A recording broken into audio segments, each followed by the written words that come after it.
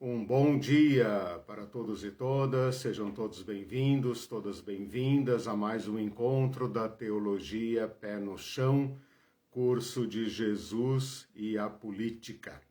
Aqui em Curitiba, um domingo nublado, chuvoso, mas isso aqui é normal, né, Irene? Sim. Então, mas nós estamos aqui. A Irene está aqui, Oi, junto comigo para as atividades. Para interagir com vocês. Eu só não apareço para ganhar esse beijo, meu irmão. Estamos aqui então para mais uma aula. Sejam todos bem-vindos, bem-vindas. Espero que estejam bem, que seja um domingo muito feliz. Hoje aqui em Curitiba, imagino que em outros lugares do Brasil, nesse horário está acontecendo um evento ecumênico, em memória e em protesto contra a morte violenta de um cidadão em Foz do Iguaçu, o Marcelo Arruda. Nós abençoamos este evento, estamos aqui, eu falei, impossibilitados por causa do nosso compromisso, mas de coração estamos lá presente para denunciar toda a violência e pedir paz para nosso país, para nossa vida e paz nas eleições. Bom, meus queridos, nós estamos hoje na 20ª aula, acredito que esta seja exatamente a metade do curso. Nesta aula estamos concluindo a etapa 3, a sessão 3 desse curso, e a partir do próximo domingo, começando a última e principal sessão desse curso. Digo principal porque é aquela em que nós vamos focar nosso interesse, nossa análise em Jesus Cristo, o homem Jesus, as palavras de Jesus, os deslocamentos de Jesus e a sua atuação, seus conflitos e que chegaram até a sua condenação e morte. Até agora, o que nós temos feito é redesenhar, lembrar, construir o mundo de Jesus, porque não dá para pensar em Jesus como um homem alheio ao seu tempo, alheio às condições. Jesus não é um homem do espaço, ele não é um homem atemporal, ele é Deus, ok? Mas nós estamos falando do Cristo encarnado. E o Cristo encarnado viveu naquele lugar, naquele tempo. Se Jesus tivesse vivido 100 anos depois ou 100 anos antes, o mundo dele seria significativamente diferente. Então, a manifestação de Jesus Cristo para nós cristãos, a encarnação de Deus em Jesus Cristo, no homem Jesus Cristo, tem que ser entendida dentro daquele espaço-tempo. A Palestina, na primeira metade do século que nós viemos a chamar de século I. Na primeira parte desse curso, nós estudamos o impacto da presença dos romanos nos dias de Jesus. Se fossem os babilônios, se fossem os persas, se fossem os gregos, seria outra formatação, outro sistema. Mas não, era o sistema romano, com suas características, com sua metodologia, com seus interesses, né? Claro que todo império tem muito em comum, mas neste caso é um império específico. Não é o Egito, não é a Babilônia, não é a China, é o Império Romano. E é o Império Romano atuando sobre um povo milenar, o povo judeu.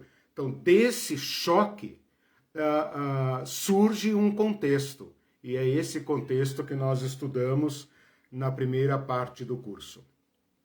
Na segunda parte do curso, nós estudamos como as autoridades judaicas reagiram a esse estado de coisas. Porque ao império não interessa chegar num lugar e massacrar toda aquela população. Isso é contra os interesses do império.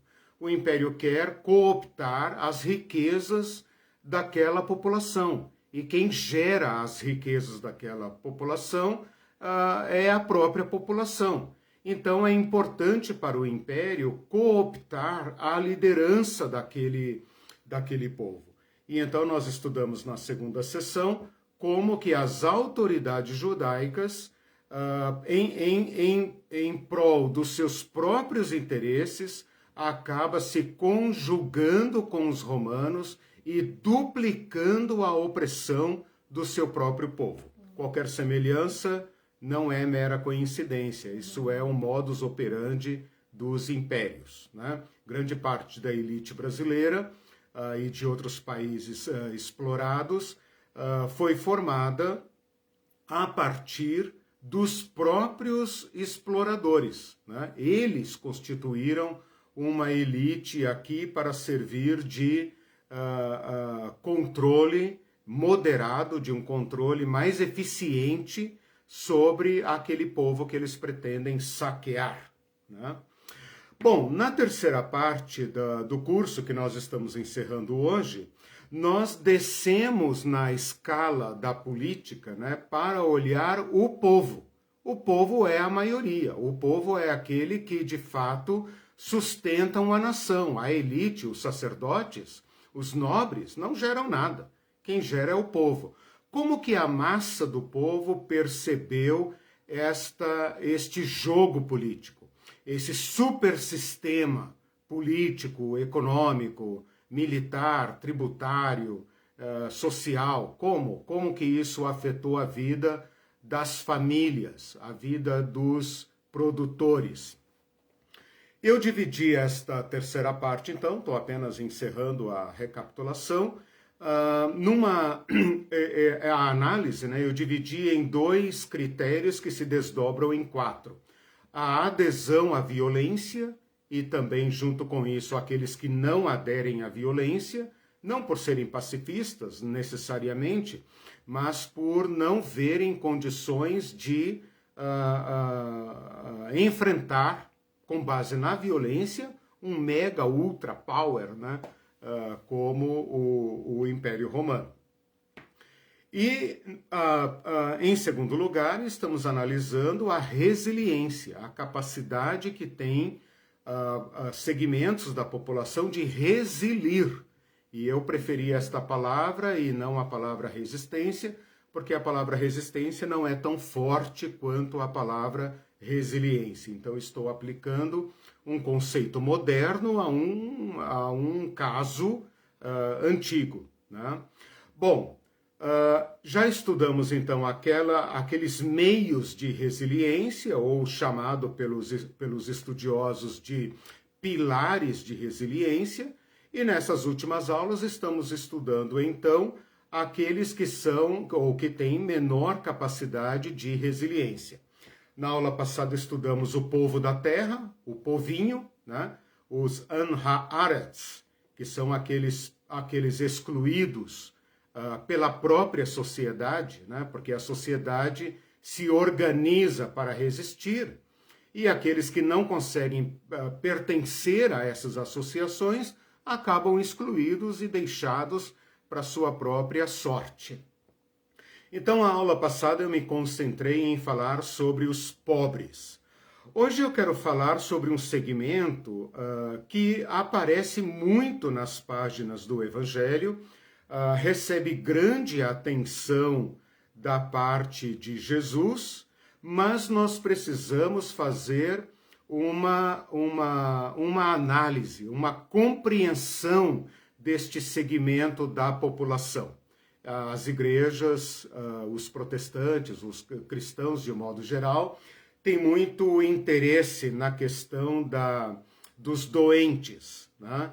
A Igreja Católica, as igrejas antigas, elas desenvolveram associações de caridade, beneficência e diversas ordens e serviços da igreja que deram atenção aos doentes, a esse segmento da população que acaba se tornando os mais vulneráveis.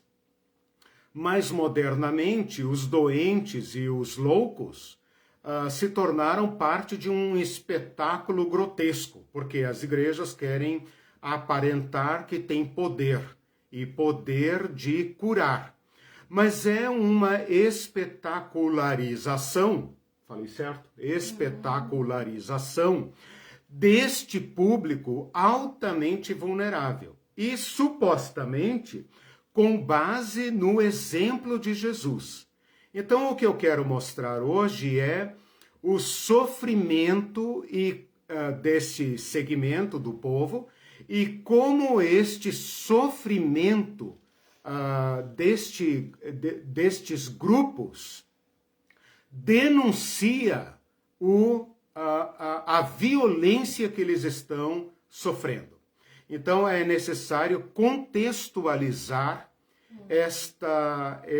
este sofrimento para que a gente, então, tenha uma noção não espetaculosa, né? Não espetacular, a semelhança do que se faz hoje, do ministério de Jesus, da compaixão de Jesus, do engajamento de Jesus político.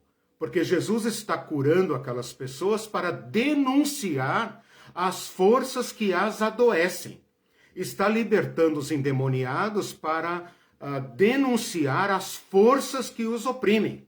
Então é nesse contexto que nós temos que fazer uma análise destas situações, né? Senão Jesus passa a ser apenas um curandeiro ou um exorcista. E curandeiros e exorcistas sempre existiram em todos os povos, né? É uma maneira de justificar a opressão, né? Grande parte do trabalho da igreja ao longo do tempo, e essa é uma crítica que se pode fazer, é para, digamos, colher os resíduos, né? Aqueles seres humanos destruídos pelo sistema abençoado pela igreja.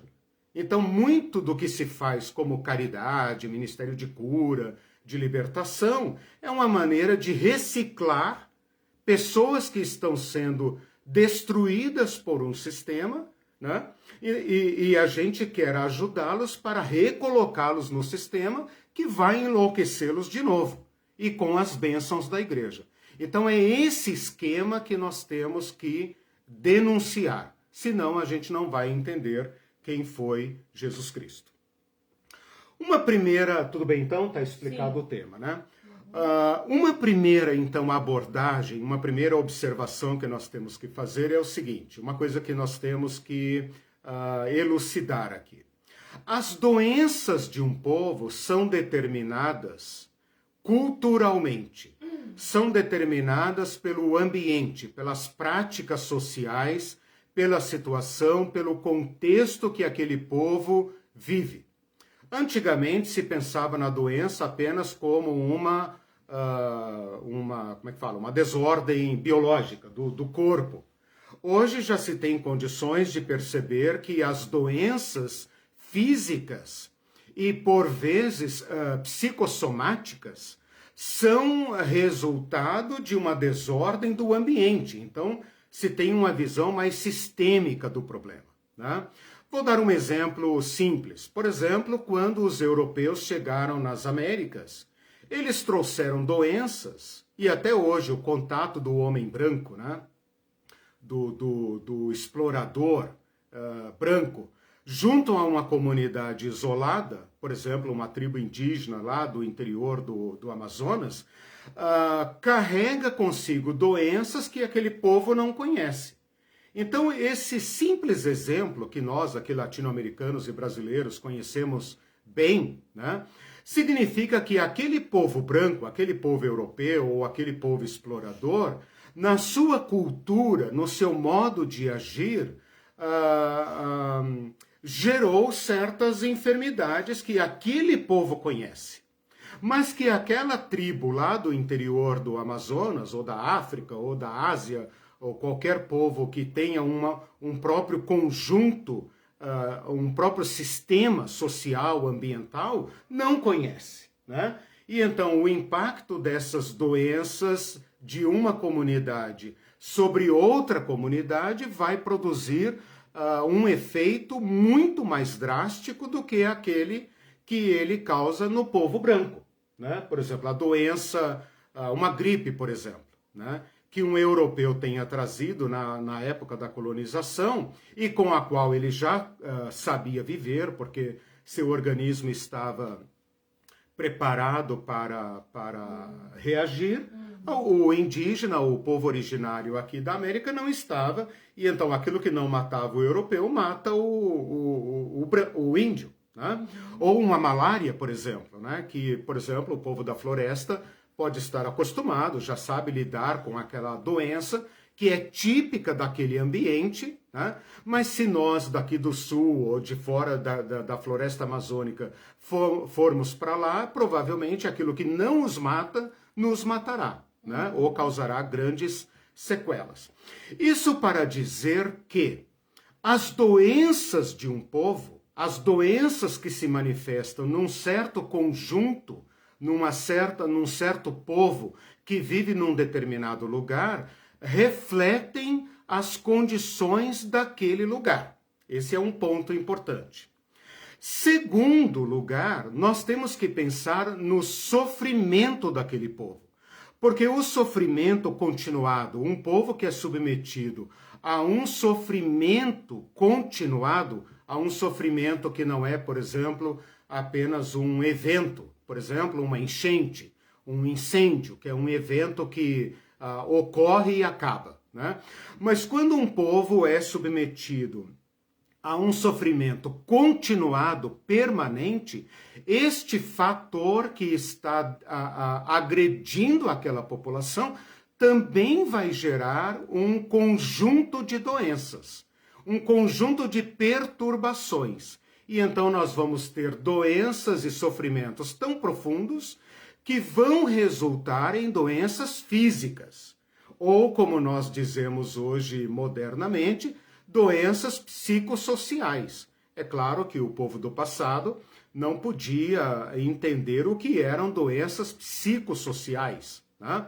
Eles tinham outra visão das doenças. A medicina era extremamente precária, estava mais perto de uma pagelança de hoje do que de uma medicina propriamente dita. Os remédios estavam muito mais perto das famosas garrafadas, né, que se fazem aqui no Brasil, do que em medicamentos de laboratório, né? Então, nesse estado de coisas, nós vamos ter, analisando, né, vamos pensar agora como cientista social, né, que estamos analisando a população palestinense, judaico-palestinense, sob esse estado de coisas. Então agora você tem que colocar em cima do povo judeu tudo que nós estudamos daqui para trás, né? A máquina romana ameaçando as condições de vida daquele povo, a máquina judaica, ou o sistema judaico, tornando a religiosidade extremamente pesada, e quando a opressão econômica é muito pesada, você vai gerar uma pobreza em alto grau. Quando a máquina religiosa é muito rigorosa, você vai gerar também uma massa de excluídos. Que efeito estas máquinas, esses mecanismos, esses sistemas produzem nas condições de saúde daquela população? A presença de tropas romanas trouxe desequilíbrios ecológicos para aquela população? Será que multiplicou ou aumentou, por exemplo, transmissores de doenças com as quais aquele povo não estava acostumado? Digamos que eles tinham lá suas febres, suas próprias perturbações ambientais. Será que o contingente de milhares de soldados que não são agricultores, portanto não produzem e exigem um esforço econômico muito maior daqueles agricultores, não desequilibrou aquele ambiente, a ecologia daquele ambiente, e causou então um aumento expressivo de certas doenças? Então é aqui que nós queremos agora fechar o nosso foco. Nós queremos olhar uma população que não tem medicina, que não tem remédios, que está sob uma exploração brutal do Império Romano e que está sob dominação pesada da sua própria religião. Porque a sua religião, como vocês lembram, ela estava aumentando o rigor da observância da lei, dizendo para o povo que quanto mais rigorosos eles fossem, maior a possibilidade de Deus libertá-los do jugo romano. Então, esta população está numa condição de sofrimento. Seu ambiente, sua ecologia está desequilibrada. E eles estão sendo privados de alimentação, porque a alimentação está sendo expropriada para pagar impostos ou para sustentar uma elite que não produz, né? Então, uma população que come menos está mais vulnerável, a sua imunidade está baixa e ela está exposta a doenças. O desequilíbrio do ambiente e, por fim, o sofrimento, a convivência com a violência brutal que vai desencadear doenças físicas de ordem psíquica, né? E que vão levar até a loucura. Então, o que nós vamos encontrar nas páginas do Evangelho? Todo tipo de sofrimento, todo tipo de doença, todos não, né? Vários tipos de doença e os loucos, que a Bíblia vai chamar de endemoninhados, né? Possessos de potestades malignas. Então, é digamos, uma análise que vai desde uma febre, por exemplo, como a sogra de Pedro, que estava com uma febre, você pensa, caramba, que grande coisa tem uma senhora com febre. Minha sogra tem febre. A minha mãe não sei o quê. Febre, meus irmãos, mata. Basta perguntar para quem vive nos povos mais precários. Febre mata. Desinteria mata. Então, desde uma febre, que seria talvez uma coisa pequena, até o gadareno lá, que está completamente transtornado, completamente enlouquecido. Ok, então? Sim. Isso que nós vamos pensar. Então, vamos lá. Bom, isso que eu falei aqui até agora são constatações, tá? Eu estou aplicando constatações modernas a um povo antigo. Mas o fato de as ciências psíquicas, as ciências psíquicas, né? As ciências da alma, a psicologia, a psiquiatria, que são ciências muito modernas, né? Do século XIX para cá, do século XX propriamente, tá? Essas ciências são modernas, porém o objeto de estudo delas não são. Então, não é. Então, assim, toda cultura conheceu esse drama, né? O que nós estamos fazendo é aplicar uma análise moderna a uma situação permanente, universal, né? E é interessante pensar, como eu falei agora há pouco, que essas ciências da alma, como a psicologia, a psiquiatria, né, neurologia, etc., sem ser preciso aqui, né? Elas se desenvolveram justamente quando a sociedade conhece as maiores tragédias. É a partir da Revolução Industrial, a partir das grandes guerras mundiais, após os genocídios, né, do século XX, que essas ciências da alma se desenvolveram.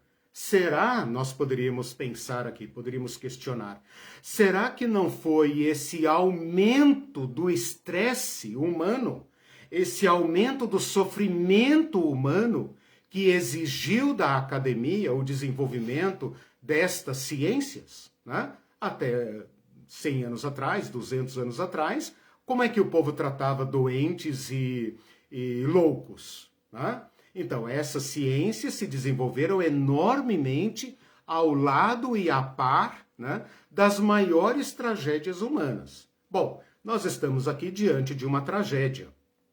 E essa tragédia, então, nos permite fazer esta análise.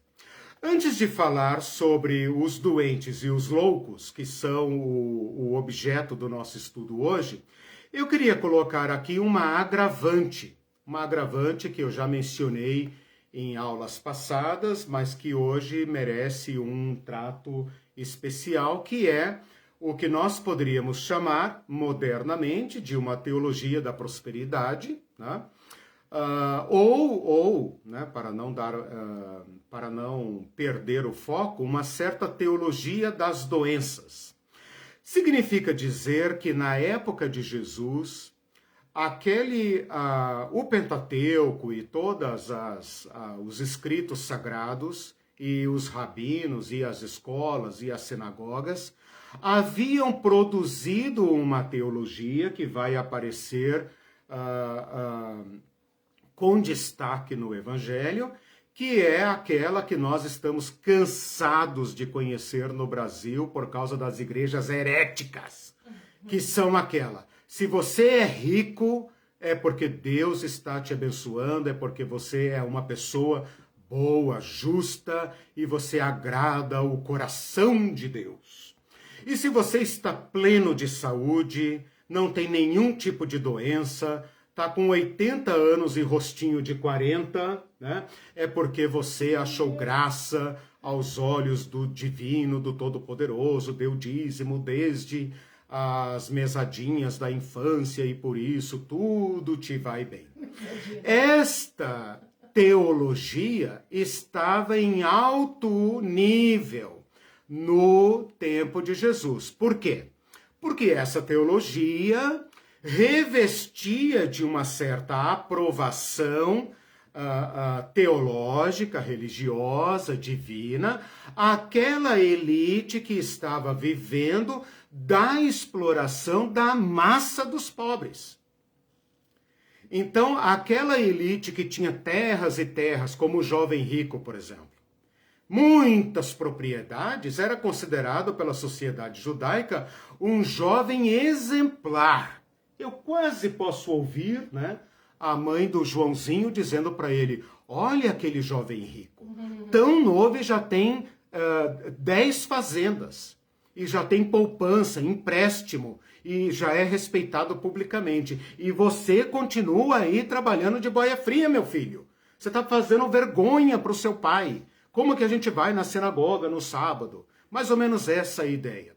Significa dizer que os próprios pobres e os próprios doentes introjetaram em si a teologia das doenças. Os próprios pobres percebiam os ricos como sendo abençoados por Deus e estavam impedidos, seus olhos manipulados, para verem a si próprios como pecadores, infelizes, que desagradavam a Deus. O mesmo pode se aplicar à questão da saúde. Você vê um homem forte, trabalhador, uma mulher saudável que tem muitos filhos, aquilo é sinal da bênção de Deus. Aquele povo pode comer bem, aquele povo tem mesa farta, aquele povo tem pão sobrando, é como aquele rico lá da história do Lázaro, né? Ele tem seus manjares e tal. Ora, uma pessoa que pode comer bem tem boa saúde, né? Em princípio, em tese, tem boa saúde. E aquele que vai comer precariamente, aquele que vai comer as migalhas que caem da mesa dos seus senhores, que condições ele tem de enfrentar as doenças às quais ele está sendo exposto? Que condições ele tem de enfrentar o sofrimento ao qual ele está sendo submetido? E este tormento, então, vai para dentro dele mesmo. E ele próprio passa a se entender como uma pessoa que não merece o favor de Deus. É fundamental que vocês entendam isso. Na questão da riqueza, nós podemos citar o caso do jovem rico, que eu trato lá na minha aula da Teologia da Generosidade, e acho que aqui também, em algum momento, eu vou falar dele, porque Jesus enfrentou essa teologia. E com respeito à doença, então, com respeito à riqueza, falei do jovem rico. Com respeito à doença, eu posso falar, por exemplo, do cego de nascença em João 9. Um exemplo de como os próprios discípulos pensavam ser a causa da doença. Leia João capítulo 9, versículo 2. Eles veem um cego de nascença, ou seja, não foi acidente, não foi doença, não foi nada. Nasceu cego. Né? João 9, 2. O capítulo inteiro trata da cura do cego. Os discípulos provocam Jesus dizendo: Mestre, quem pecou, ele ou seus pais, para que nascesse cego? Quem pecou, ele ou seus pais, para que nascesse cego? O que você deduz dessa pergunta? Que a cegueira é resultado do pecado, dele ou dos pais. Olha aí a maldição hereditária, né? Que os crentes adoram aí, né? Os crentes das igrejas heréticas, né? Hoje eu tô pro crime, né? Hoje eu quero denunciar, né? As igrejas heréticas, né? Os pastores e professores heréticos que aprisionam o povo com esta praga que Jesus já denunciou, né? Mas essa praga, né? Não vou bater na mesa porque senão vai cair minha câmera aqui. Mas essa praga sempre volta, né? É impossível extirpar isso do nosso meio, a não ser com um professor batendo na mesa como eu aqui agora, né? Dá um susto nessa heresia e por um tempo ela se encolhe, mas daqui a pouco ela volta de novo, essa desgrama, né? E Jesus fala, nem ele nem seus pais. Nem ele nem seus pais. Mas é para que se manifeste nesta tragédia a glória do reino de Deus. Ou você acha que Deus fez um cego apenas para depois poder curá-lo e então falar, que bonitinho, Jesus curou um cego. Não, né, irmão? Aquela doença serviu para Jesus denunciar o império de Satã e mostrar que o reino de Deus veio para recuperar o ser humano do seu sofrimento, da sua degradação.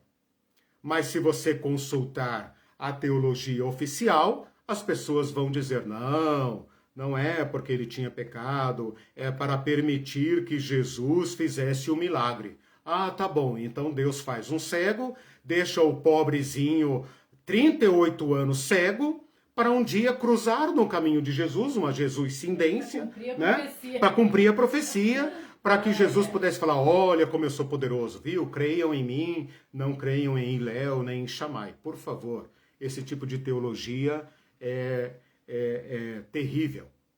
É que nem eles falam que ele mandou pegar a espada para ser contado. Exato. Para cumprir a profecia, imagine. Quem atribui a Jesus bobagens tais, né, tem um Cristo tolo, né? Como é que você vai adorar um tolo? Né? Esse tolo é desprezível. Né? Nós temos aqui um homem que coloca o machado na raiz do sistema e denuncia profundamente as máquinas de gerar pobreza. Porque a lei de Moisés, que tinha restrições sérias com respeito às doenças, também previu um equilíbrio do ambiente e da produção, para que não houvesse doentes e também não houvesse pobres. E em havendo pobres, em havendo doenças, houvesse então um certo equilíbrio para que as doenças não se tornassem uma epidemia, uma pandemia. Uma epidemia, no caso, né? Pandemia seria um exagero. Uma epidemia. Agora, eles destruíram todo esse aparato de segurança social, de seguridade social, mas continuam mantendo em cima do pobre e do doente a maledicência, a maldição de Deus. Portanto, é Deus que está acima desse sistema. É Deus que empurrou você para a pobreza. Quem sabe você não deu o dízimo de uma hortelã? Como é que você vai saber se naquela comida que você comeu porque você estava com fome, não tinha ali um tempero sem ter sido dizimado. Você não poderia ter comido, deveria ter buscado o pão puro. Mas como é que eu vou buscar o pão puro se eu estou leproso? Né? Entende? Então, este sistema judaico submetido ao poder romano se tornou uma máquina de produzir pobre, doença e loucura. Estou insistindo nesse ponto para que a gente entenda esse povo irresiliente. Esse povo que está lá nas franjas da sociedade ou na base da pirâmide para morrer. O sistema judaico não tem nada para eles, porque Deus não os abençoou. O sistema romano não tem nada para eles. Eles não produzem nada. É lá que Jesus irá. Deu para entender o que Jesus está fazendo? Bom, poderia citar aqui ainda a lepra. E a lepra carrega um estigma que eu acho incomparável, vai. Talvez a AIDS, lá nos anos 90, nos anos 2000, tenha sido semelhante ao que era um leproso nos dias de Jesus, ou no mundo antigo de um modo geral. Desde Moisés, a lepra era um problema sério. Talvez a tuberculose aqui no Brasil, naqueles, como é que chama, aqueles... eles tinham, como é que chama? Asilos para colocar os tuberculosos, né? A pessoa tuberculosa era levada para morrer num depósito de gente, né? Ou assim como se tratavam os loucos até recentemente nos manicômios, que era um tipo de estigma insuportável. A lepra, veja, a lepra hoje para nós aqui, brasileiros, ocidentais, latino-americanos, não é um problema. Mas naquele ambiente, naquelas condições da Palestina, a lepra era um problema grave. Por quê? Porque ela era incurável. E ela demandava o isolamento, o confinamento total. E a pessoa era impura. E era impura de uma forma permanente. A única coisa que o sistema religioso poderia fazer é: tem lepra ou não tem lepra. Fora disso, não há o que fazer. Né? Então, o leproso significa talvez tipifica, né, essa estigmatização do doente. Você é culpado da sua própria doença. Se você está doente é porque alguma coisa você fez. Se você está empobrecido é porque alguma coisa você fez. Todo aquele sistema de Moisés que foi idealizado para amparar os vulneráveis, agora foi apropriado pelos exploradores e transformado numa máquina contra a própria vítima. Então, ele produz vítima e ele estigmatiza a própria vítima. Em certa medida, né, sem querer ser muito severo com essas igrejas dadas à espetacularização das curas e do exorcismo, né? É claro que elas fazem sucesso porque o povo não tem mais a quem recorrer. O fato de essas igrejas fazerem sucesso significa que o povo está sofrendo muito e não tem o amparo do governo, não tem o amparo da Previdência Social, e esse povo recorre às igrejas que prometem cura. É evidente. É lógico que elas estão lotadas. Mas uma crítica que eu faço aqui a todos nós, cristãos principalmente, né, quer seja das igrejas limpinhas, né, onde as doenças são aquelas doenças, né, especiais e tal, ou aquelas igrejas que agora estão entupidas de doentes, de loucos e etc, etc. Uma crítica que eu faço é que elas estão enxugando gelo. Né? As igrejas limpinhas não enxergam o sofrimento lá do povo do porão. Não enxerga, não vê. E talvez pense assim, cara, se você está nessa miséria aí, alguma coisa você fez. Né? Se você se converter, se você pagar o dízimo, se você cumprir os requisitos da lei, Deus vai te abençoar. Né? E essas igrejas que estão entupidas de resto de gente, estão apenas enxugando o gelo no sentido de reciclar pessoas para reintroduzi-las na máquina que as mata, né? Então, é interessante verificar que o cara que estava ali, por exemplo, como desgraçado, alcoólatra, perdido, quebrado, agora se torna um capitalista. Ou seja, ele foi tirado lá do lixo do capitalismo, né, e colocado de volta para se tornar um agente da máquina que vai continuar produzindo alcoólatras miseráveis, loucos e doentes, né? Ou o trabalho não causa doenças, né?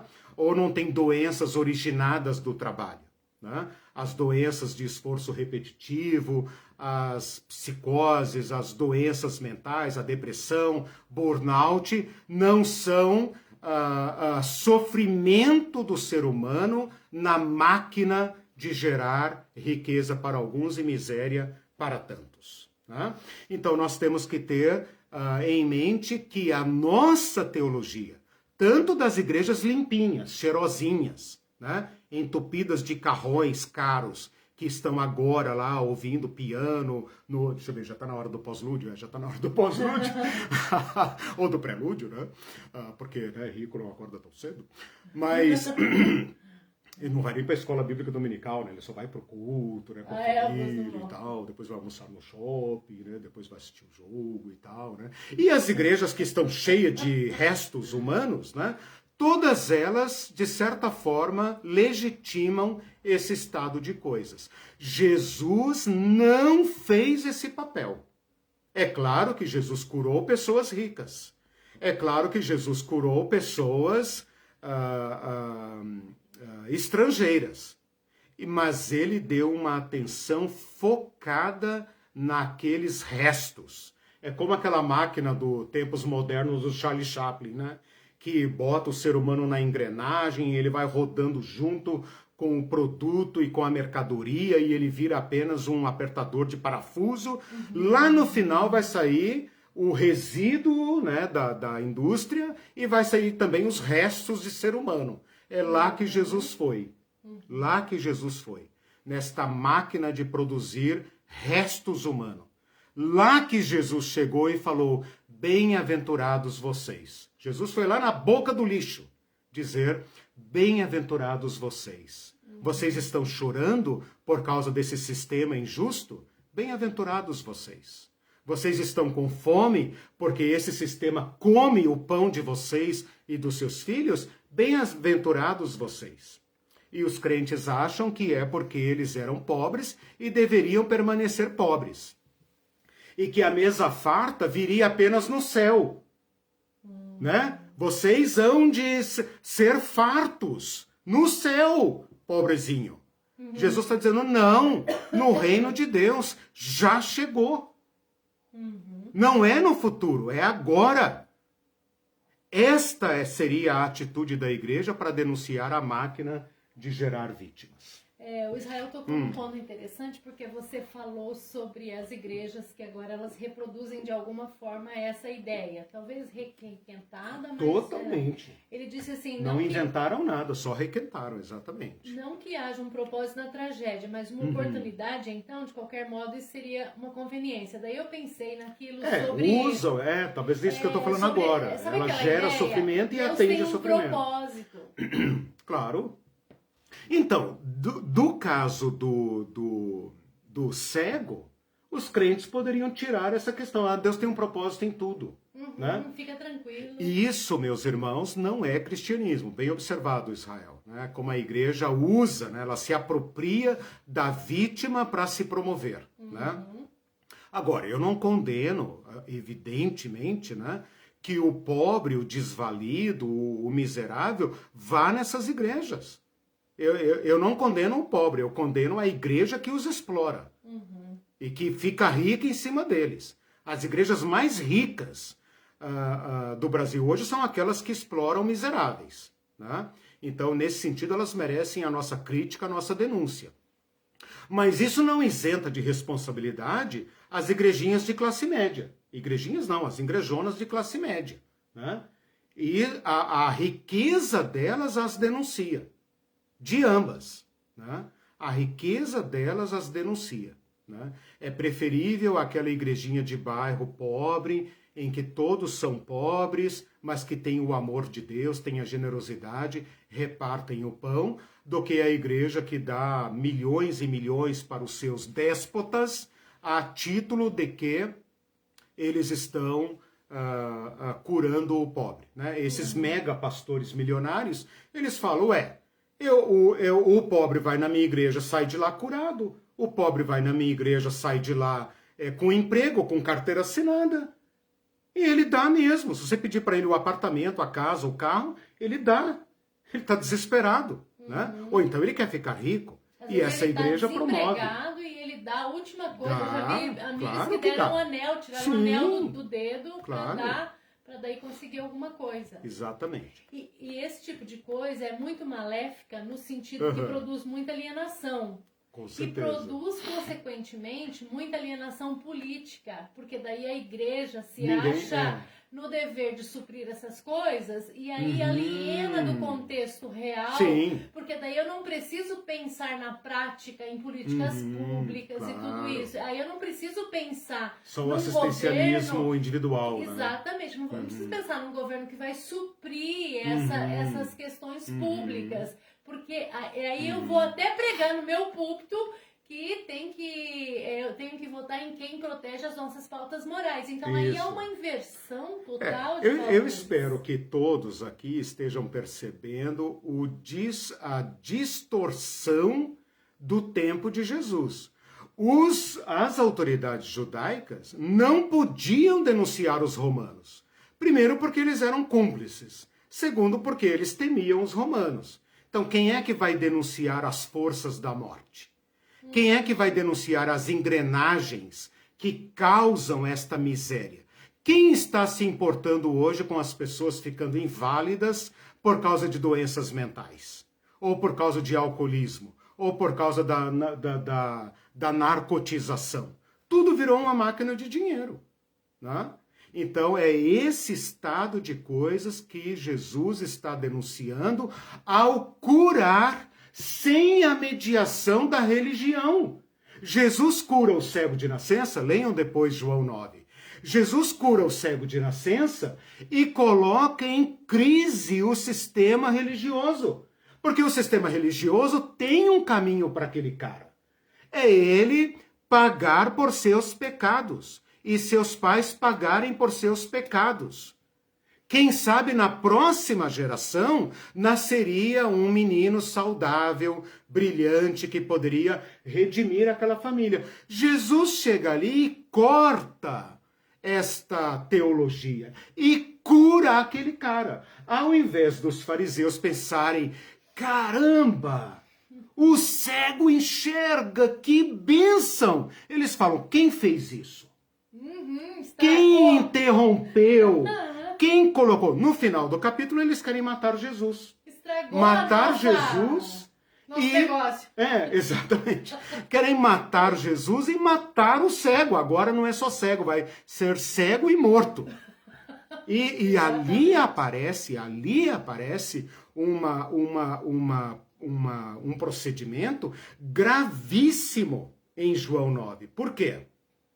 Porque os pais do cego, não querem dar testemunho sobre o filho, porque tinham medo de serem expulsos da sinagoga. Então veja como o sistema está pronto para legitimar a miséria, a pobreza e a doença. Mas a cura que Jesus promove quebra o sistema. O sistema quer matá-lo. Isso passa despercebido na leitura simples da gente, do dia a dia, né? O Roberto disse assim, uma parte significativa da igreja une o que Jesus separou, a religião do evangelho. A religião do evangelho, exatamente. Que é o que está acontecendo hoje, a gente vê, né? São só palavras. É importante falar a palavra certa. Sim, não importa a realidade daquelas manipula, palavras. né? Manipula a questão. Eu tenho certeza que a maioria de nós pensa em doença como uma coisa, tipo assim, a doença no evangelho, né? No contexto meramente do milagre. Jesus como fazedor de milagres, né? Mas outros também faziam isso. Bom, vocês percebem então nas páginas do evangelho, não vou gastar muito tempo aqui, Vou citar alguns casos, né? Por exemplo, a mulher hemorrágica. A mulher hemorrágica, ela estava com uma hemorragia incurável, né? E Lucas e Marcos falam dela como alguém que tinha gastado tudo quanto tinha, nada lhe aproveitando, antes indo de mal a pior. Os médicos oficiais haviam consumido seus haveres e nem por isso ela havia sido curada. Então a miséria daquela mulher dá lucro para os curadores oficiais. Mas ninguém está capacitado a perceber ou a cuidar do agravo que gera este desequilíbrio naquela mulher, né? Quem vai dizer, especialmente numa mulher, né, amor? Não chuta minha canela. Especialmente numa mulher que é mais emocional, as doenças de ordem psicossomáticas, ou seja, a mulher vai expressar o sofrimento, em tese. Essa tossidinha não foi... que ele está tomando todo cuidado. Deixa eu tomar uma aguinha aqui. Em tese, a mulher vai enfrentar... Para, amor. A mulher vai enfrentar o sofrimento de modo diferente do que o homem. Porque são psiques diferentes, né?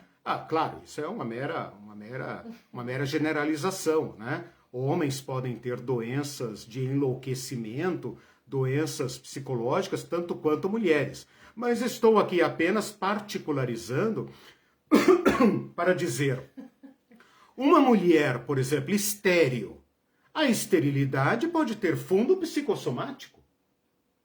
Quantas mulheres que adotam um filho e imediatamente engravidam, sem usar métodos artificiais modernamente?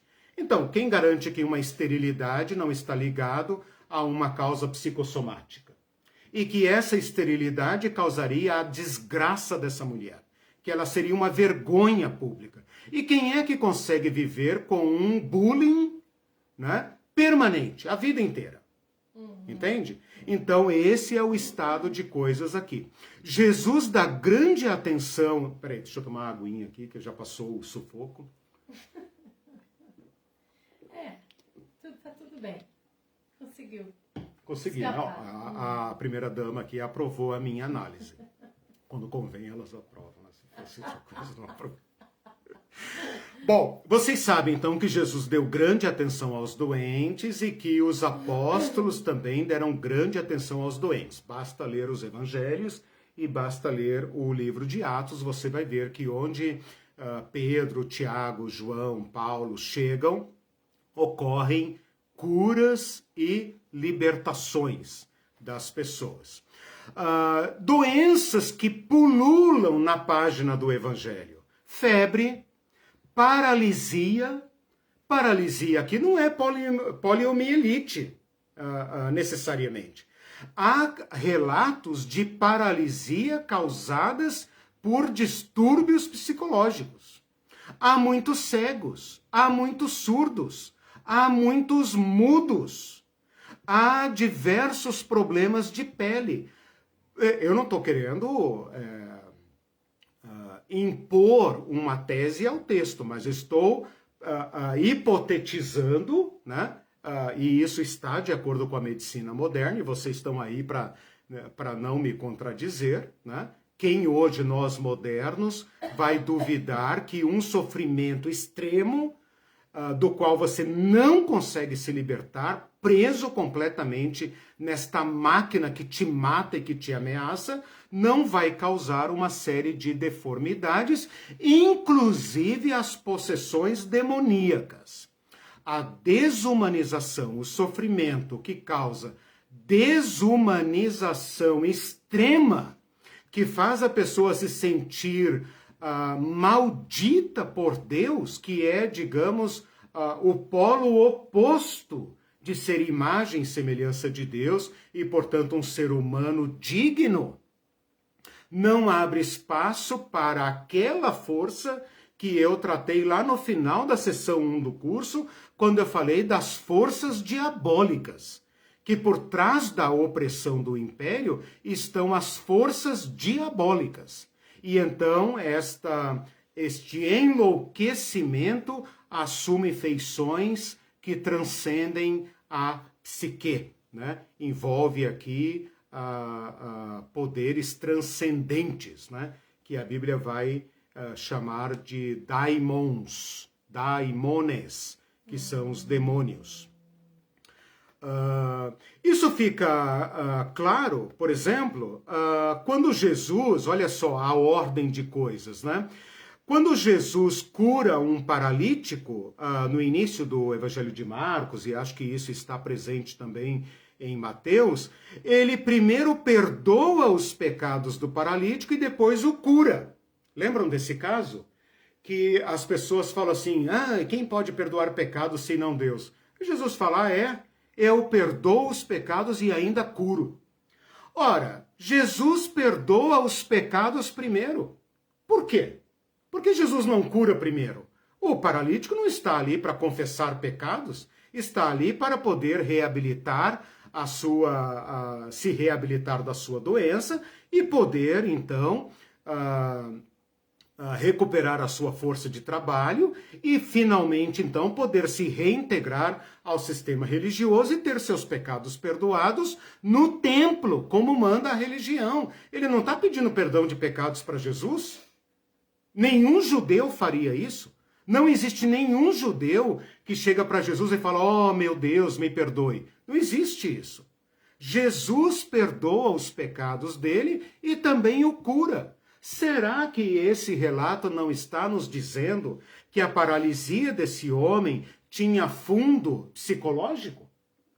Que a sua maldição, a maldição introjetada nele por sua própria religião, não havia causado a sua paralisia? E que Jesus então o liberta e o cura? Um outro caso, Jesus cura um mudo, mas primeiro exorciza o demônio e depois restaura o homem da sua mudez.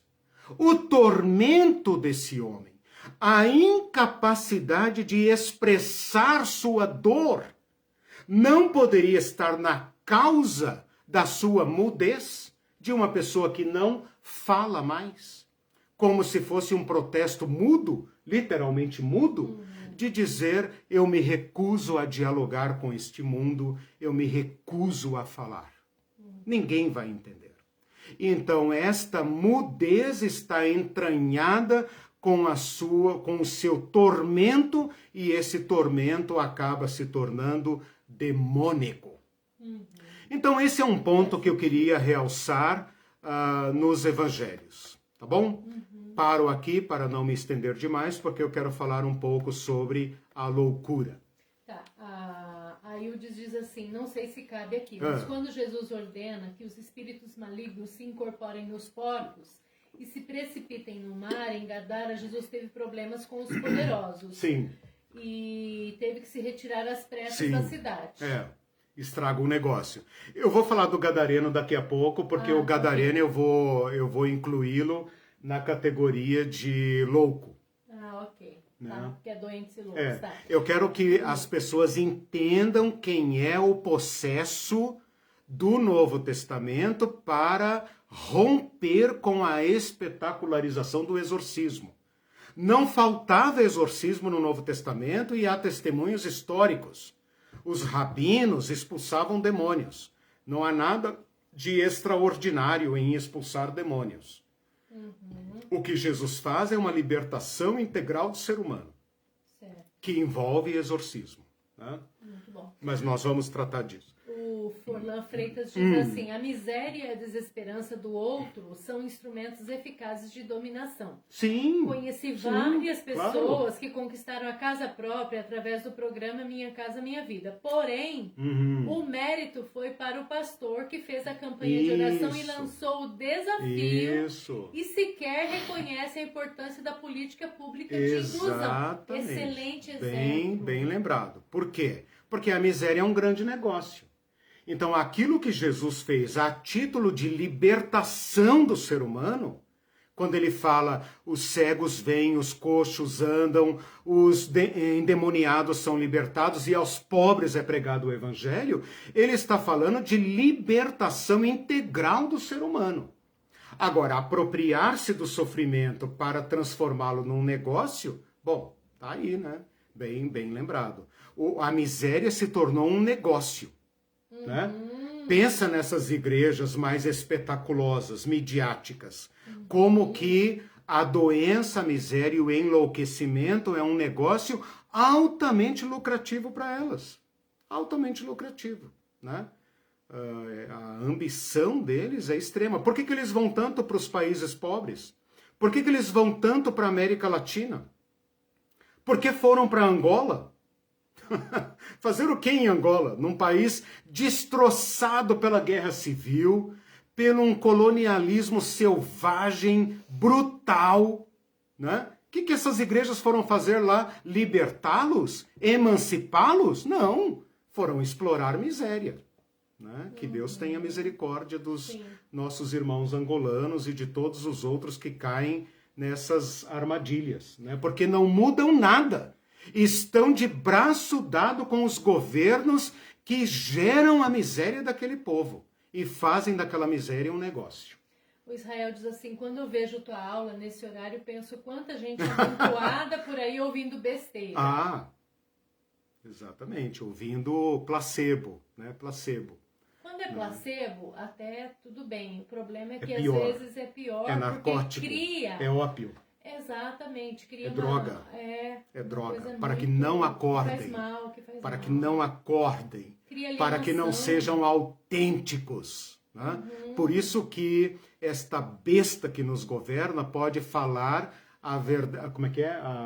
A verdade vos libertará, conhecereis a verdade vos libertará, e a crentaiada drogada, narcotizada por essas bobagens aplaudem.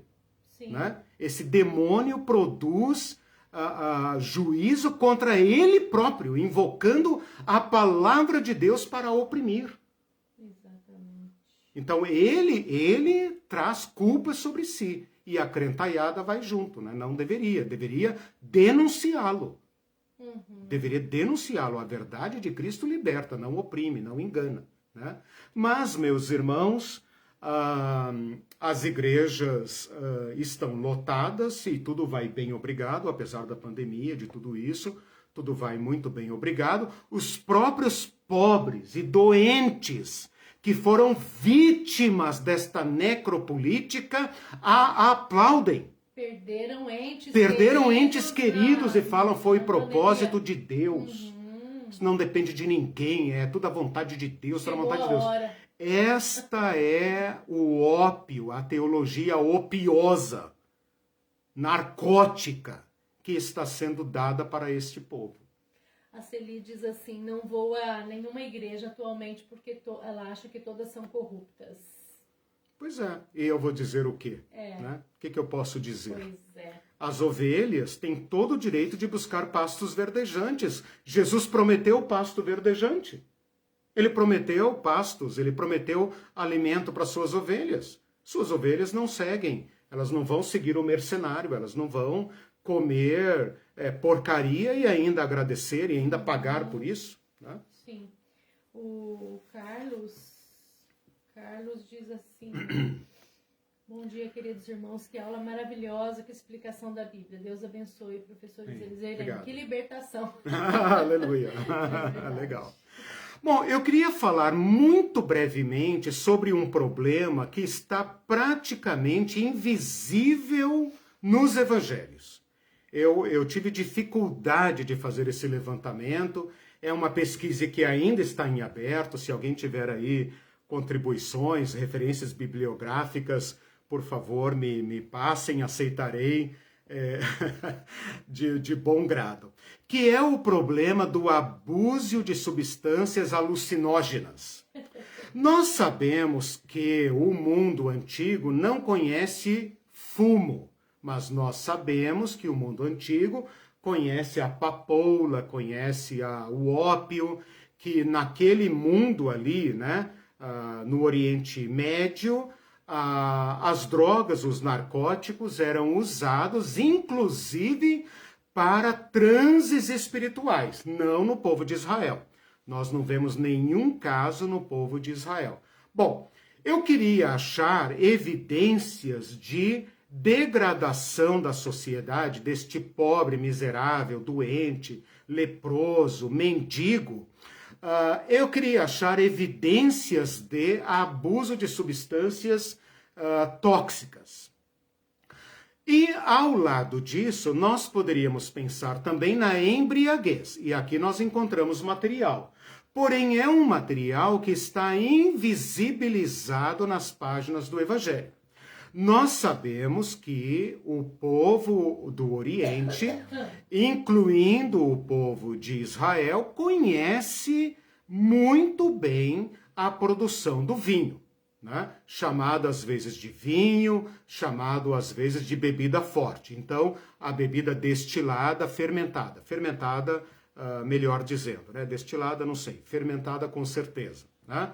Não há dúvida disso. Nós temos lá o Noé, que não nos deixa mentir, né? Depois do dilúvio, foi fazer uma festança para comemorar e tal, acabou bebendo demais e deu no que deu lá, ficou pelado, cambaleando, cantando para a lua, não sei o quê. Então, se alguém estudar também a história do vinho, vai saber que o vinho é antiquíssimo, né? É a bebida, sei lá, milenar, né? Desde o Egito, sei lá da onde, tal, todo mundo conhece as bebidas fermentadas. Bom, nós temos algumas evidências nas escrituras da embriaguez. Por exemplo, o sacerdote Eli pensa que a Ana, mãe de Samuel, está embriagada. Provérbios fala, Provérbios capítulo 31, ninguém nunca pregou sobre esse versículo e não precisa pregar, tá, irmão? Porque Provérbios não é mandamento, tá bom? Mas lá tá escrito assim, ó, presta atenção, hein? Não vai cortar minha fala aqui, miserável. Não vai cortar minha fala para fazer fake news. Não, eu sei que meus alunos não são um grupo seleto, não faz, né? Vai que cai na boca do inimigo, né? Mas o Provérbios fala assim, dai bebida forte ao miserável, para que ele esqueça da sua pobreza. Não é mandamento, irmão. Tem que respeitar o gênero literário. Provérbios não é mandamento. Provérbios são ditos de sabedoria. Foi a mãe do rei, Lemuel, que falou para ele, olha, você deve lutar para que haja justiça no seu povo. Mas quem vai condenar o miserável que enche a cara para esquecer da miséria? Está escrito lá na Bíblia. Não é para seguir. Não é para seguir. Beber, se você não é mandamento. Deprimido. Se você está triste, vai orar, vai clamar a Deus. Vai no psicólogo. Vai no psicólogo, né? Procure ajuda. Né? Aconselhamento dos irmãos. Aconselhamento, né? Psicólogo, ajuda, amigos também, ajuda bastante. Bom, vamos lá. Jesus fala em Mateus 24, numa parábola, do servo mau, né? Que foi responsabilizado para cuidar dos empregados e bebe em serviço e se embriaga. Na festa de Caná, a gente percebe ali, onde Jesus transforma a água em vinho, né, e não em suco de uva, a gente percebe ali a presença do vinho na festa e da embriaguez. Porque o mestre Sala reclama para Jesus, olha, você é um cara esquisito, né, o dono da festa, você é um cara esquisito. Normalmente as pessoas servem o vinho bom primeiro, porque a pessoa ainda está lúcida e é capaz de degustar. Depois que o cara já bebeu bastante, qualquer vinho, cara, qualquer vinho. Você fez o contrário, né, guardou o vinho bom para o final. Isso mostra que nas festas de Jerusalém e nas festas das vilas, o povo ficava alegre do vinho. Alegre do vinho significa cantar para a lua, né, irmão? Não significa beber com moderação, sobriamente, socialmente. Não, o povo bebia, né? Bebia e se alegrava. Não é o alcoolismo de hoje, evidentemente, né? A gente não vê esse caso se tornar um caso social, mas as pessoas tomavam o vinho, né? E degustavam, e brincavam, e rodavam, e cantavam e tal. Paulo vai dizer, olha só, tem um contraste muito sério, para cortar as asinhas aí, né, dos bebum, né? Tem um contraste muito sério entre o modo como o judeu bebia e se alegrava diante de Deus, né? E os pagãos. Os pagãos bebiam e fumavam droga porque isso fazia parte da sua liturgia. Por isso, Paulo vai dizer aos Efésios, não se embriaguem com vinho, né? Bom, e depois também, no caso do Pentecostes, as pessoas acham que o povo que foi cheio do Espírito Santo está bêbado. E Pedro fala, não, esse povo não está bêbado a essa hora do dia. E Paulo vai dizer para os Tessalonicenses, quem bebe costuma bebê-lo à noite. Mostra uma certa vergonha, um certo controle social contra a embriaguez. E Paulo, por fim, condena que os coríntios, na Eucaristia, estavam bebendo além da conta, enquanto outros ficavam no seco, né, no vácuo. Bom, estas referências ao alcoolismo me permitem considerar a possibilidade que a miséria do povo os levava à embriaguez. Mas eu coloco aqui como hipótese, né, altamente provável, porque o homem humilhado, especialmente o homem profundamente humilhado como patriarca, como produtor, como doente, como maldito, poderia chegar a um ponto da decadência total e então ele se entregaria à bebida para esquecer da sua miséria. Ok? Bom, vamos então rapidamente ao caso dos loucos, né? Existe hoje já comprovadamente uma relação entre a violência extrema e o enlouquecimento. Então, o enlouquecimento, pessoas que estão sendo submetidas a um sofrimento continuado, desenvolvem transtornos e doenças psíquicas, né? E essas doenças vão se somar à dominação, né? Porque é uma dominação total, não é uma dominação apenas do corpo, mas é uma dominação da psique da pessoa, né? Por outro lado, o enlouquecimento, olha que loucura isso, né? Não, brincadeira. O enlouquecimento é uma forma de fuga da dominação, porque ao se tornar louco, ao se apresentar socialmente como louco, aquela pessoa se furta ao mercado de trabalho. Ele se torna um inútil. E, ao mesmo tempo, ele pode falar o que quiser do império, ele pode insultar quem ele quiser e ele não pode ser responsabilizado. Então, a loucura se torna, neste estado de coisas, uma forma de irresiliência extrema. Por quê? Porque ele se furta à dominação por meio de uma válvula de escape psicológica. Então, ao enlouquecer, ele se furta a trabalhar como escravo. O cara que permanece são, ele entende a ameaça do sistema e ele corre para produzir, porque ele sabe que se ele não produzir, ele vai empobrecer, e empobrecer é uma miséria, e é uma loucura, é uma desgraça, e ele não quer, né? Mas o louco se furta a esse sistema, porque ele é louco. E ao mesmo tempo ele pode gritar na rua e chamar o imperador de louco e falar, eu sou César, eu sou Deus, sei lá, qualquer coisa que os loucos das cidades falam, e ninguém vai dar bola para o louco, a menos que ele fira alguém, a menos que ele faça alguma coisa, ele vai ser preso, morto, sei lá.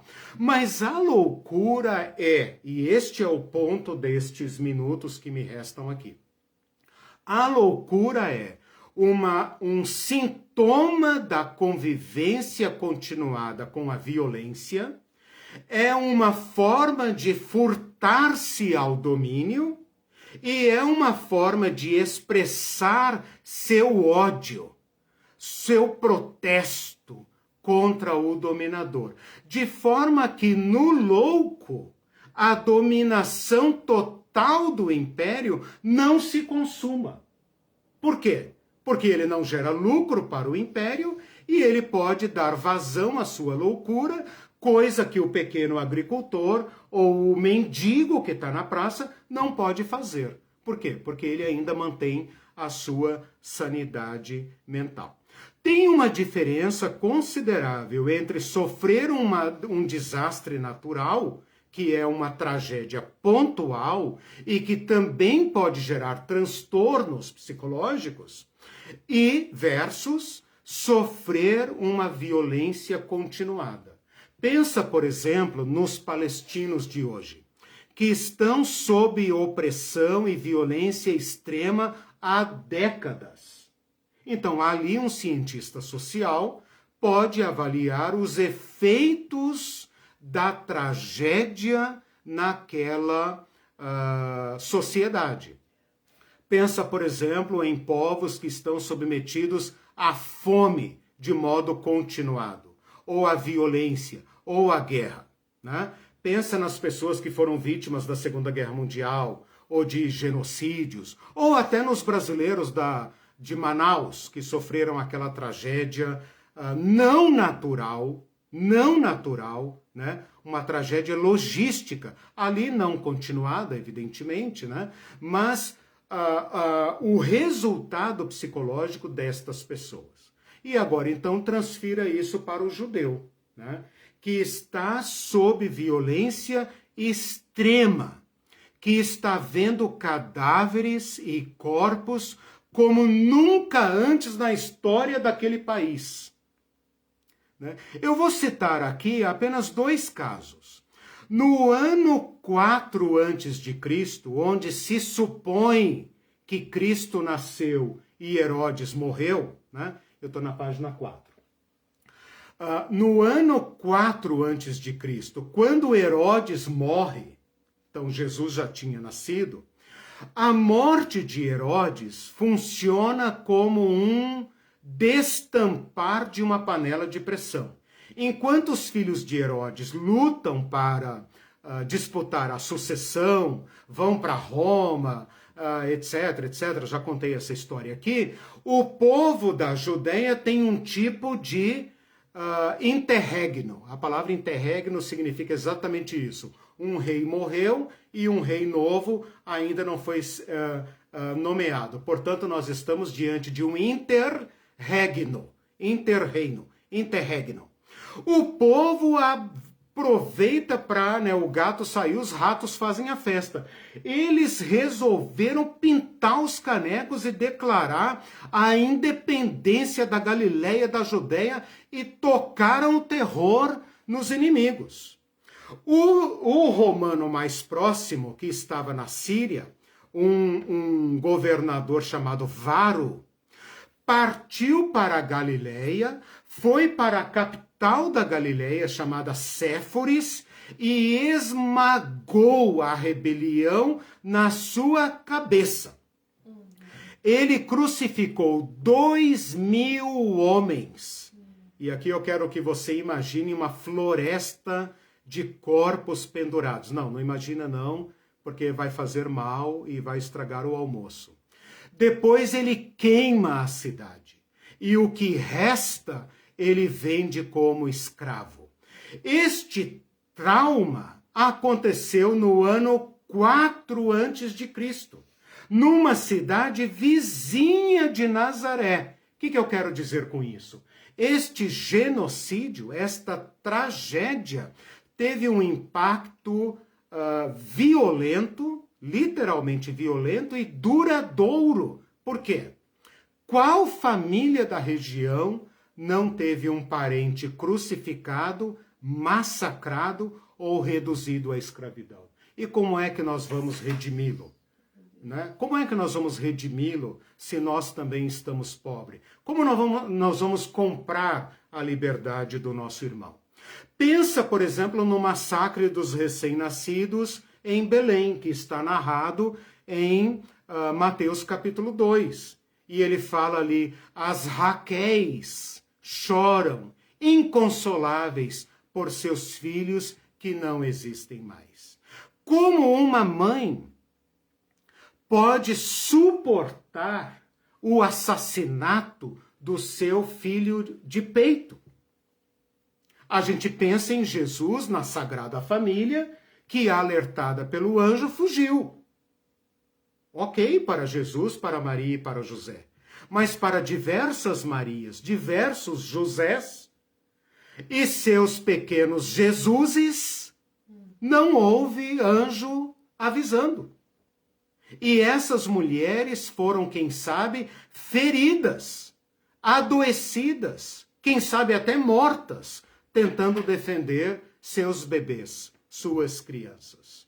Como uma mulher pode conservar a saúde mental? Maria Madalena estava possessa de demônios. Diz as más línguas que era prostituta, né? Uma tentativa de sujar a memória dela. Mas o Evangelho fala que ela estava possessa de 7 demônios.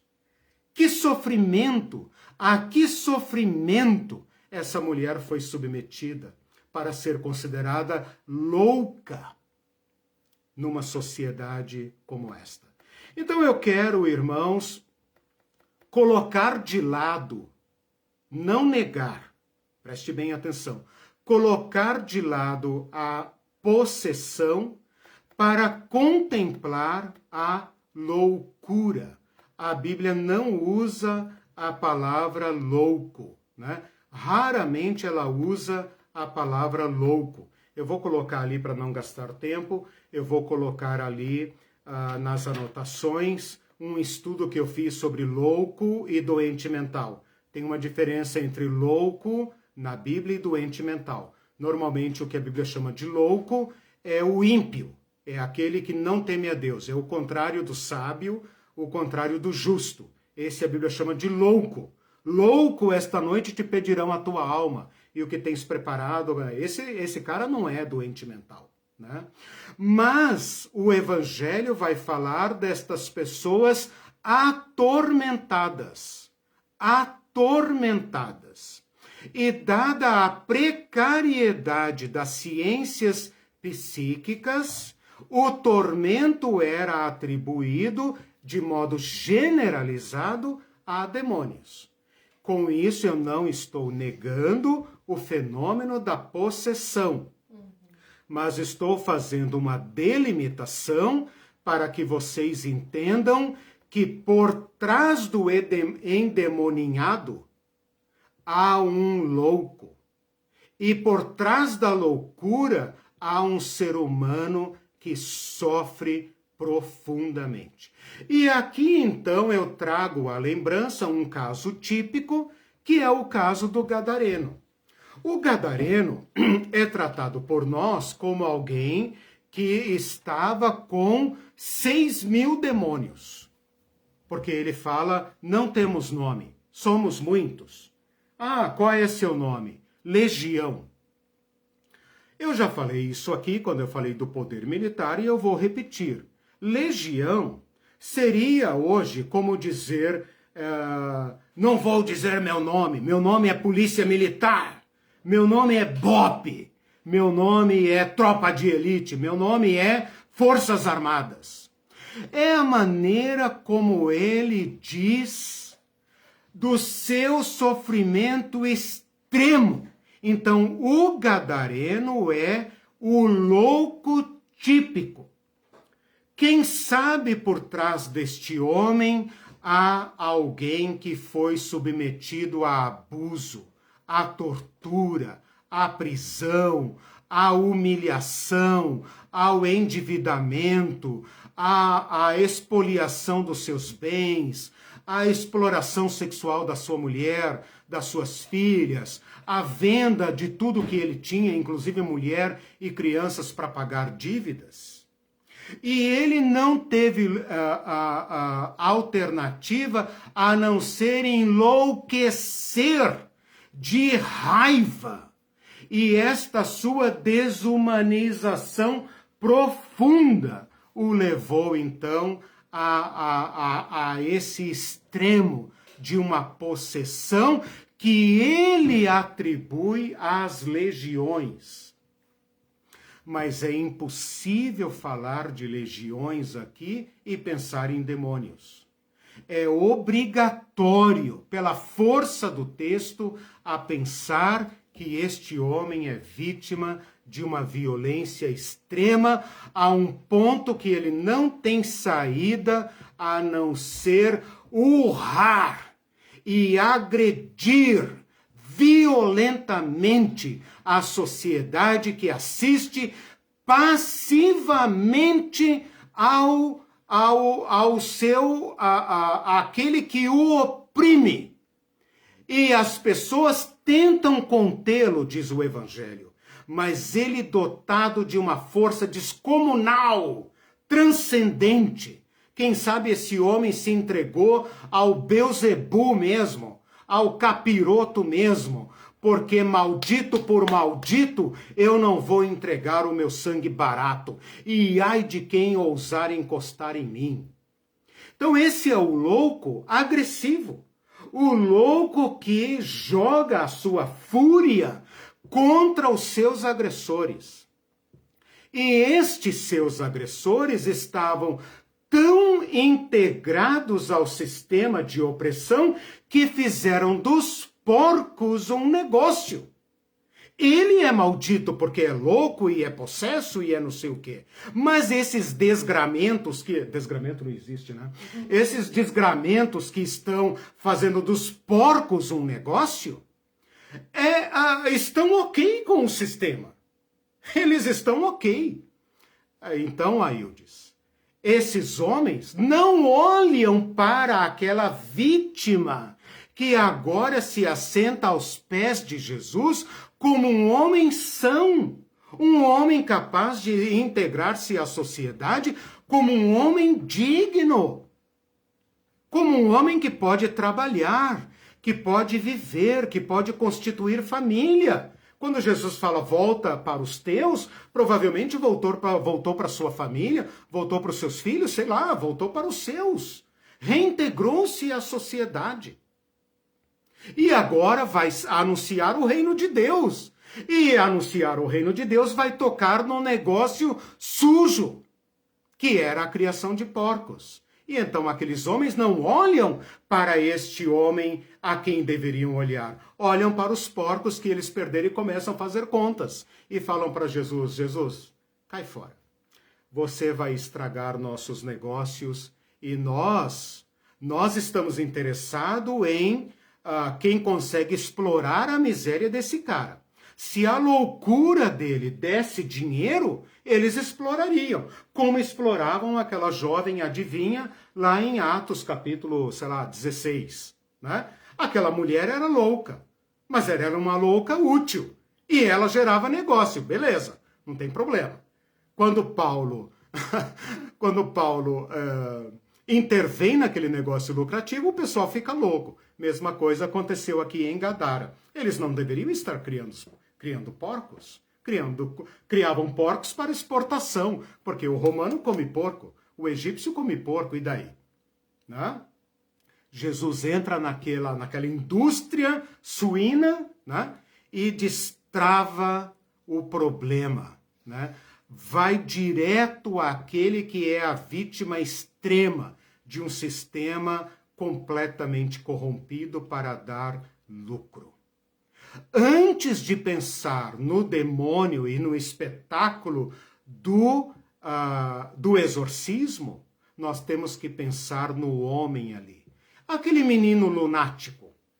Lunático significa cabeça na lua. A gente fala hoje, está no mundo da lua. Essa é uma expressão que fala de uma pessoa louca, uma pessoa que foi influenciada pelos astros, etc., e está fora de si, está enlouquecida. Esse menino era atormentado, diz a palavra, diz as narrativas do Evangelho. Esse menino era atormentado. Ele se jogava na água, no fogo e tal, ele tinha compulsões de autodestruição. Que tormentos há por trás desse menino?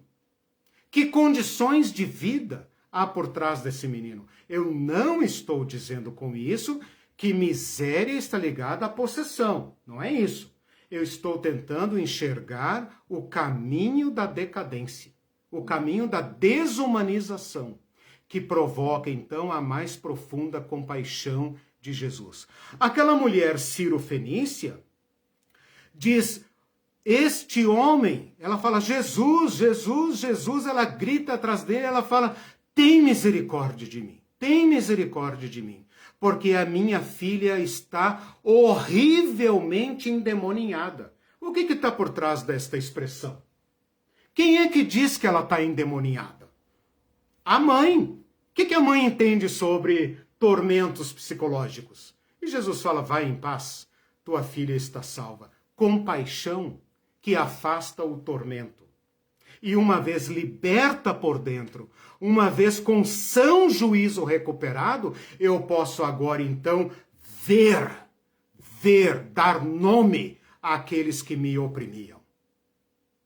Satanás não oprime diretamente, oprime por meio dos seus instrumentos. E esses instrumentos estão nas mãos dos poderosos.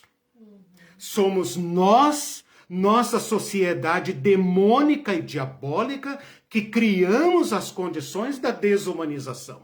E, portanto, o exorcismo não deve ser colocado como espetáculo, como se fazia com as pessoas deformadas ou com as pessoas anômalas até recentemente, como espetáculo, no circo, no zoológico. O zoológico tinha até recentemente na Europa zoológicos humanos para mostrar pessoas deformadas e tudo mais. O exorcismo moderno é um show de horrores. Por isso está na televisão, para delongar o máximo possível o espetáculo. Não é isso que Jesus está fazendo. Jesus está libertando a pessoa da sua alienação, a sua estrangeirização tão extrema que a pessoa já nem se reconhece, porque ela própria é um demônio. Mas quem a endemoninhou? Quem a endemonizou? Quem encapetou essa pessoa? Quem foi que a desumanizou para afastá-la do amor de Deus? E que incutiu nela a sua própria maldição? Jesus chama o gadareno e faz dele um homem são. E fala, vai e anuncia.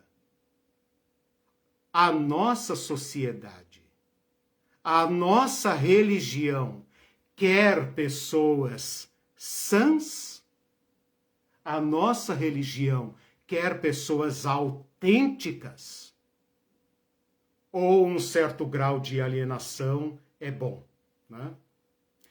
Então, bom, é isso que eu queria dizer. Eu queria mostrar essa questão do tormento. A palavra tormento vem da mesma raiz etimológica da palavra tortura, e os romanos praticavam tortura. Jesus foi torturado e poderia ter sido solto. Torturado em público era um tormento permanente. Quem disse que uma pessoa torturada... Por que Pilatos propõe torturar Jesus e soltá-lo? Porque soltá-lo seria um homem morto. Um homem açoitado em público é um homem morto. Se ele tiver vergonha na cara, ele vai sumir, né? Esse é um homem atormentado de culpas, né? Dentro desse estado de coisas. Então, a palavra possessão demoníaca, a expressão possessão demoníaca, é muitas vezes ligada à palavra tormento, atormentada por um espírito.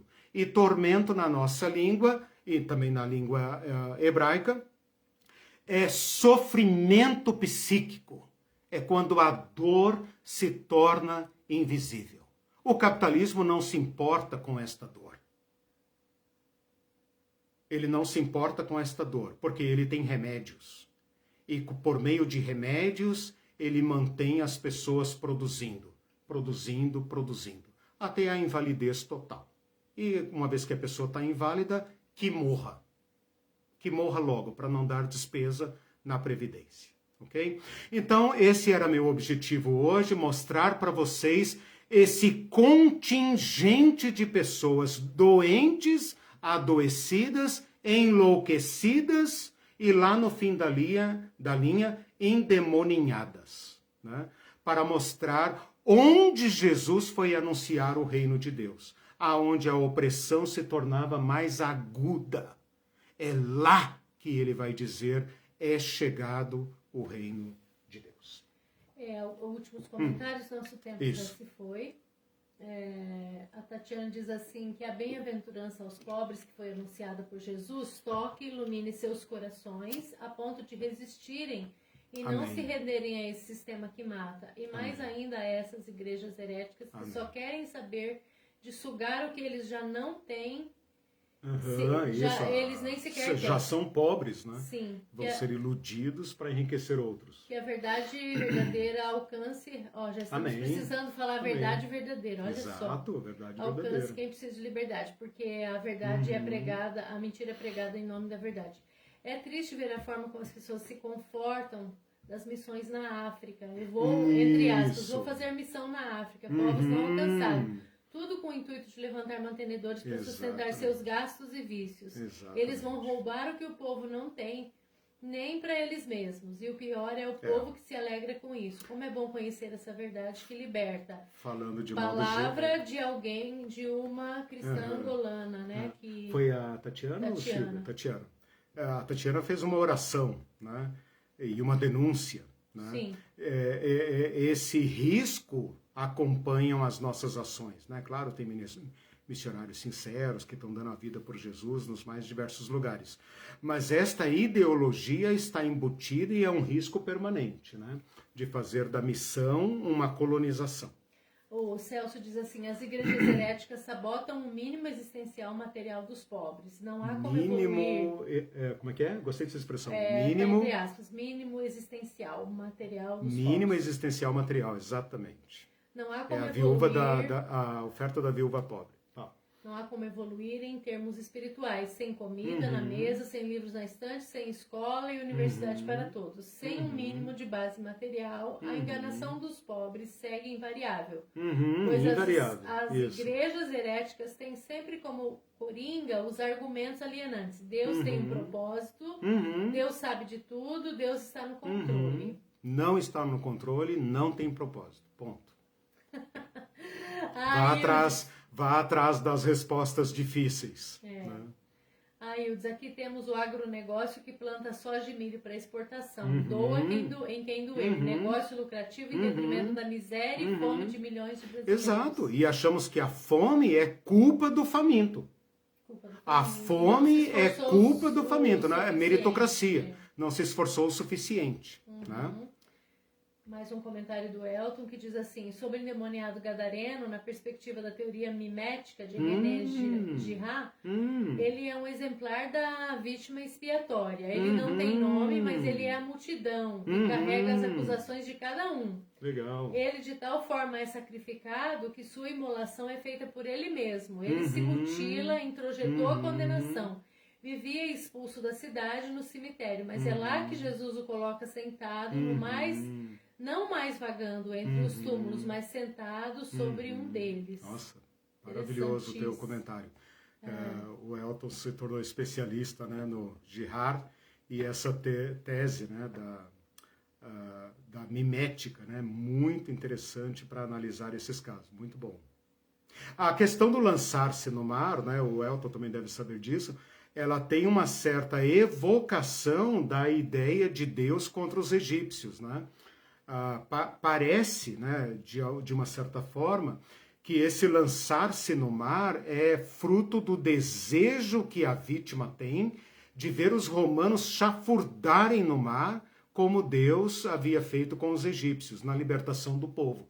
Tipo, esse monstro romano, só se Deus quebrá-lo. Nós não temos forças. Eles vão enlouquecer todos nós. Né? Ildes, ainda sem falar no trabalho escravo, na apropriação de terras indígenas, dentre outras mazelas. Sim, e as doenças que nós levamos para esses povos, para dizimá-los, né? E queremos reintegrá-los. Essa palavra horrorosa, né? Dessa política mortal a que nós estamos submetidos, quer reintegrar o índio à sociedade, né? Reintegrar o índio à sociedade, transformá-lo numa peça da engrenagem. Claro que com isso, né, vamos submeter o território deles à exploração, porque o capitalismo tem que explorar tudo, não pode ter reserva de nada, né? E aí entram essas loucuras aí, né, do trabalho escravo, de tudo isso. O capitalismo não tem limites. Tatiana, ainda quanto mais alienação, maior o domínio. Exatamente. Então, para eles, importa que as pessoas não estudem, não tenham conhecimento, não cresçam e busquem Deus em primeiro lugar, limpando os seus impérios, contribuindo e fazendo aquilo que eles mandam. Triste por um dia ter feito parte desse sistema. Exatamente. Todos nós já fizemos parte desse sistema, né? Jesus está nos chamando a uma vida autêntica. Eu estou usando a palavra autêntica no lugar de verdadeira, mas é a mesma coisa. Jesus está nos chamando a uma vida autêntica, que vê, agora eu espero que a gente esteja capacitado para ver a nossa sociedade, né? Como a Tatiana acabou de dizer, eu fiz parte disso. De uma certa forma, Tatiana e todos os irmãos e irmãs que nos ouvem, todos nós fazemos parte desse sistema. Quando Jesus fala, Pai, não peço que os tires do mundo, mas que os guarde do maligno, isso acentua enormemente o nosso desafio, porque nós somos uma peça desta engrenagem. Nós não temos como criar um macrosistema, e nem devemos tentar fazer isso, criar um macrosistema político, econômico, social para chamar de reino de Deus. Mas nós devemos, dentro do sistema, romper com ele e adotar a vida sã, mente sã em corpo são, né? E pelo menos o mínimo que se espera de nós é denunciar esse sistema e viver contra ele, subvertendo-o. Quando a igreja acolhe o pobre, não no regime assistencialista, como você e outros aí falaram, né? O crente de hoje, ele quer dar uma cesta básica para o pobre. O pobre vai ficar lá para sempre. Vai receber cesta básica. E o rico limpa a sua consciência, fazendo boas obras para entrar no céu. E o pobre também vai para o céu. Se ele fizer um bom, né, não tocar na propriedade de ninguém, não fizer nada de ninguém, etc, etc. Senão vai para a prisão, paga seus pecados, pena de morte, seja lá o que for, né? Que morra, mas vá para o céu, né?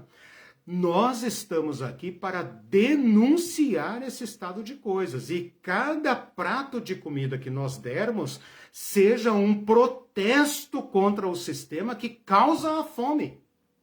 E que nós vamos atuar como cidadãos, como a Irene falou e outros falaram aí, nós vamos atuar para que mais pessoas sejam atendidas. Então é perfeitamente legítimo que um cristão seja a favor de políticas que promovam o prato de comida na mesa do pobre que ele ganhou com seu próprio trabalho. Que ele passe a ser, né? Como Ariovaldo Ramos fala, e aqui eu vou terminando, o Ariovaldo Ramos, quando ele interpreta lá Efésios 4, ele fala assim, aquele que roubava não roube mais, antes trabalhe com a sua própria mão. Até aí tá beleza. É isso que a sociedade quer. Ela quer resgatar o ladrão para que ele passe pela prisão, aprenda uma profissão e passe a trabalhar. Só que não para aí e contribua com os outros. Ou seja, esse cara sai da miséria, é reintegrado à sociedade e agora a sua ação na sociedade denuncia a sociedade. Por quê? Porque ele vai resgatar o outro. Ele vai dizer, todos são dignos. Todos são membros do reino de Deus. Todos são objetos, alvo do amor de Deus. E, portanto, todos devem comer, todos devem ter casa, todos devem ter saúde, todos devem ter assistência. ele vai lutar por isso. O último comentário, aliás, dois, a Selma diz, como fico feliz de ver a verdade sendo pregada. E o Bebeto... Que bom que vocês reconhecem a verdade no que está sendo pregado, fico feliz. E o último Eu tenho a aprovação de vocês. Eu concluo com o comentário do Bebeto, que diz assim, Bebetão. Na condição de discípulos de Jesus, nosso chamado, portanto, é não nos conformar com nenhuma situação que desumanize as pessoas e promova adoecimento, violência e morte. Amém. Isso aí. Onde se manifestar a cura e a libertação, aí está o reino de Deus. Obrigado, Bebetão. Obrigado, gente. Beijo irmãos e irmãs. Gente. Boa semana para todos. Até sexta-feira. Tchau, tchau.